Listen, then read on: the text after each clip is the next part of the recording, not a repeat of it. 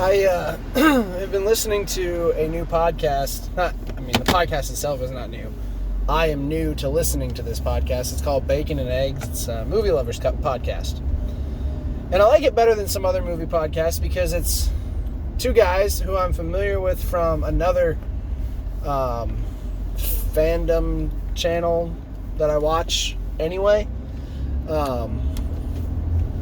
And they approach movies very similar to the way I approach movies. So it's not like a critic version, and it's relatively clean. I don't agree with everything that they talk about and claim to appreciate or be disgusted by, but for the most part, it's one of the movie podcasts that I actually appreciate listening to. So anyway, recently they were talking about the movie Holes. I've been listening through old episodes, so it may not even be a recent one. But on the episode where they talked about Holes, they raved over that movie. And fourth grade me, I enjoyed the movie, but I wasn't, all over it.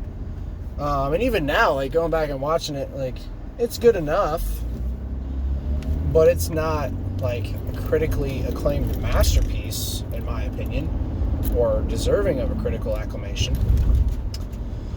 But they talked about how closely it follows the book. And there, I can agree. I do agree that Holes follows the book. On the podcast, they said that the only difference is that in the book, Stanley is chubby, and in the movie, he's not, because, he's Shia LaBeouf, who's never been chubby a day in his life. But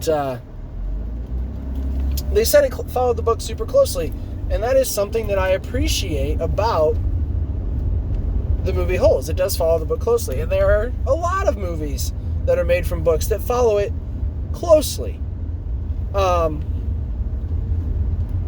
not all of them. And I am of the opinion that when you take a book and turn it into a movie, you have to do it justice. You have to do that story justice. You cannot... Something like Ready Player One, don't get me started.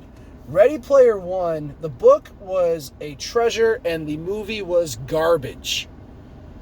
If you saw the movie as a standalone, you'd probably really enjoy it if you never read the book. But if you read the book first and saw the movie second, as is intended with book-to-movie adaptations, you would think the same thing, because that movie is garbage compared to the book. And I think what happens is, to do a book-to-movie changeover, to do it justice, you have to make it long. You have to include all the details. And it's hard to do that in, an hour and a half, 2 hours. So you have to make multiple parts, or you have to make a 4-hour movie.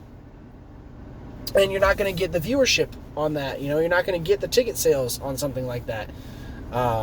Because people don't want to watch a story that they've never read. They're not invested, that they're going to sit there for 4 hours. So what happens, I think, is you get the Harry Potter and the Divergent and the Hunger Games situation, where the first few movies in those series, they're one-offs. They shoot the movie, maybe it's close to the book, maybe it's not, but then all those people that saw the movie are like, oh, I'm going to go read the book, and then they read the book and they're like, oh, these movies don't do the book justice. So what do? The last movie, or the last story of all those series, they go ahead and they make 2 movies of it so that they can make the whole story fit into that last bit of the saga. And I don't think that's fair. I think if a production studio and a director and the actors are all willing to sign on to do this movie, I realize they're just doing it to get paid most of the time, but when you're signing on to do these movies that are based on books, if you've gotten to that point where it's been greenlit and it's been paid for, then use the money and do the story justice. If somebody's gotten to that point where they're willing to make a movie out of a book, it's worth doing it right. So, that's where I'm at with that. Talk to you tomorrow.